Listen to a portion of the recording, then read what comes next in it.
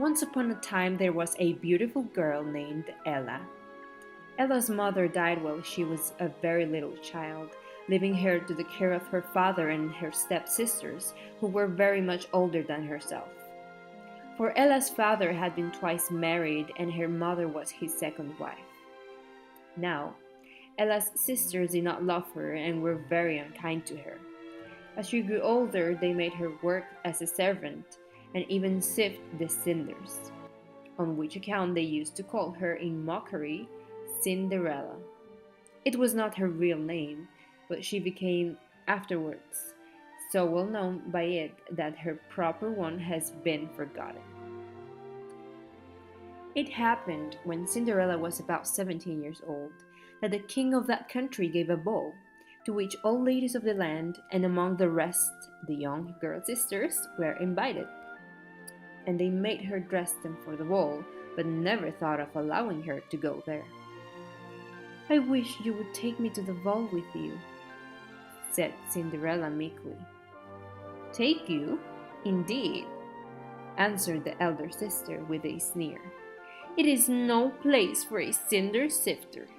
Stay at home and do your work." When they were gone, Cinderella, whose heart was very sad, sat down and cried bitterly.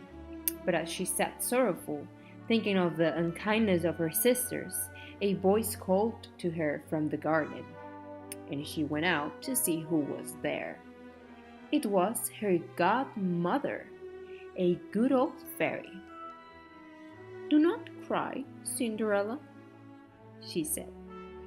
"You also shall go to the ball, because you are a kind, good girl. Bring me a large pumpkin." Cinderella obeyed, and the fairy, touching it with her wand, turned it into a grand coach. Next, the fairy touched Cinderella's wraps, and they became rich satin robes, trimmed with pointillés.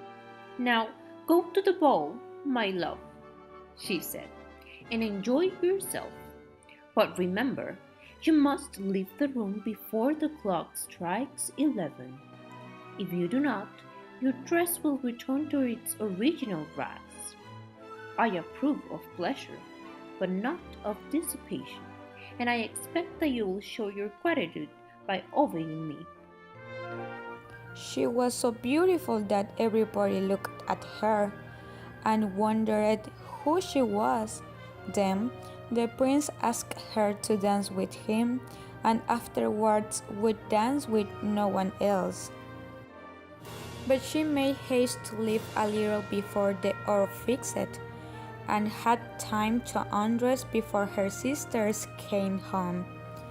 They told her a beautiful princess had been at the ball with whom the prince was delighted. They didn't know it was Cinderella herself, and she was amused to hear them admire her grace and beauty, and say that they were sure she was a royal lady. The prince was quite vexed when supper time came, and he couldn't find his beautiful partner, and no one had seen her leave the room. But in hopes of beholding her again, he persuaded the king to give a grand state ball. "I wonder if Princess Beauty will be there," said the sisters to Cinderella. "We must have new dresses, for she is so splendid. She makes everyone look shabby." Cinderella smiled as she helped them to dress. She was sure the fairy would let her go to the ball too, and she was right. Her godmother, pleased with her obedience, came in good time, and Cinderella, dressed in blue satin and pearls, went in the same style as before. The prince would scarcely let her out of his sight, and Cinderella, who was getting a little spoiled by all the flattery she heard, began to think more of herself and less of the fairy. So the time stole on, till gazing up at the clock, she saw it wanted only 5 minutes to 11. At once she darted out of the room and ran through the palace as fast as she could go, but as she reached the hall, she lost one of her precious glass slippers. She didn't stop to pick it up, but rushed to the door. Oh, the clock has struck 11. She found no couch, only a pumpkin, and the rat and mice ran quickly away when they saw her, while all her fine dress turned to rags, and she had to run home alone in the darkness of the night. The prince was very much surprised when he met Cinderella again. He went in search of her. He asked all the attendants, but no one had seen her, and when inquiry was made of the porter, he said that no one had gone out of the palace except a poor rich beggar. However, the prince's search was rewarded by his finding the glass slipper, which he well knew belonged to the Snow Princess. He loved Cinderella so much that he now resolved to marry her, and as he felt sure that no one else could wear such a thin shoes as her was, he sent out a herald to proclaim to whichever lady in his kingdom could put on this glass slipper should be his wife.